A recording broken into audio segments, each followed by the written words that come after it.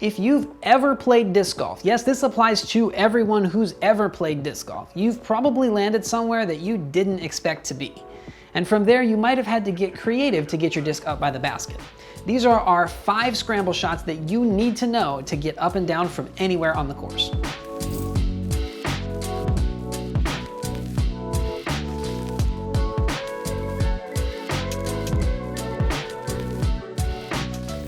A lot of our obstacles in disc golf are up in the air. They're either branches on trees or things like that, and it can be a lot easier to miss them if you can throw something that rolls along the ground.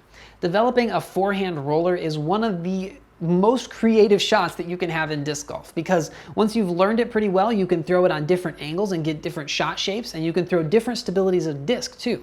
Something understable is going to flip over and finish to the left, where something overstable is going to hold straight and finish right, and you can throw them with different discs to control how much it flips or something like that. But it is important to make sure that you check the ground, because I can't tell you how many times I've lined up a forehand roller and thrown the disc straight into a rock out of my hand, and the result ended up being much worse than if I had just pitched out. So definitely practice forehand rollers. One of the best ways that I've heard how to practice forehand rollers is once you finish a hole and you have your putter in your hand or the disc you threw for an upshot, you can try and throw a forehand roller that lands on the next tee pad, because that's usually going to be about the range of an upshot, and you can just practice your rollers and get kind of the touch down that you need to be accurate with those.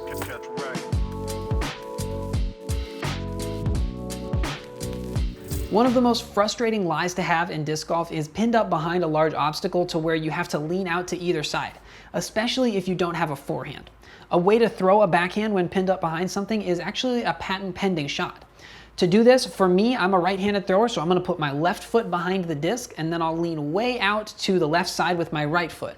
Now, according to the rules, it's important that I don't put my right foot any closer to the target. I need to make sure that it's at most sideways or the same distance from the target. And then you can kind of reach back and throw a fairly normal backhand. It's usually going to be on an anhyzer, and it's not going to have nearly as much power. And it's important that you practice these, because it's very common for players to reach across their body and end up shanking it straight left. Or if you're trying to throw it too hard, you can grip lock it and yank it right. So it's definitely important to practice this shot. But if you have the patent pending throw, then it's definitely a great weapon to have, especially if you play in the woods.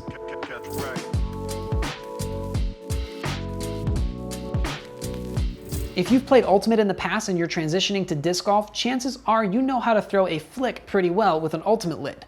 And that skill translates fairly well to throwing putters forehand in disc golf. It's something that takes a lot of practice if you haven't developed it in the past, but it is incredibly useful for scrambling, because putters fly really straight and they're easy to control the distance of because they're really short, really slow. So if you can throw a clean putter release forehand, you can throw a dead straight shot, or you can give it a little bit of anhyzer and get that nice left swooping shot, or give it a little bit of a hyzer.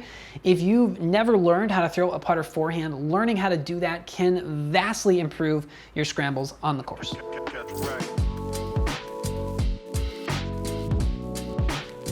If you've been looking for a shot that you can throw and you don't see anything available kind of right in front of you or anything underneath, you could always go up and over. And that's where upside down shots come into play. Shots like the tomahawk, the thumber, and the grenade.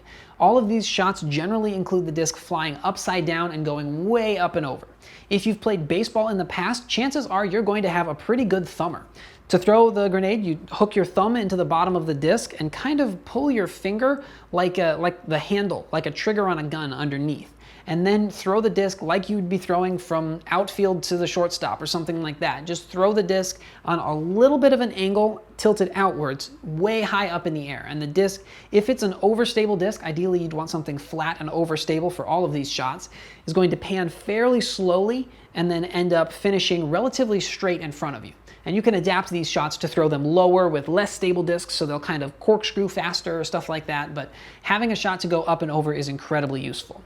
If you need something to pan the other direction, because a thumber is going to start out panning towards the left and finish to the right, something that'll start out panning to the right and finish to the left is a tomahawk. And this is where you grab a disc exactly like you would a forehand, and rather than starting it tilted outwards, you actually want to start it tilted a little bit over your head. This throw ends up being kind of like an overhead serve in tennis, where you throw the disc over your head and it's tilted a little bit, and again you have to throw it fairly high. But this shot is going to pan to the right and then finish to the left. The third way to do it is the one that I'm most comfortable with, and this is a grenade. This is where, rather than grabbing the disc like you would for a backhand, you just flip the disc upside down so your thumb is in the rim. And then actually what I do is I grab it with my pointer finger and lock it in with my thumb. But there's a lot of variants on grips that you can find for this shot. And the goal is to throw the disc flat and almost straight up, because the disc is designed to generate lift. As you throw it upwards, it will pull itself forward, and then it will kind of turn and spike into the ground. The advantage to all of these up and over upside down shots is that they tend to spike into the ground without a bunch of spin on them or forward momentum. So if you're worried about getting a rollaway or a skip or something like that, these can reduce that. But they are landing vertically, so there is a little bit of a risk there. But depending on the slope or the situations, it might help to mitigate that a little bit.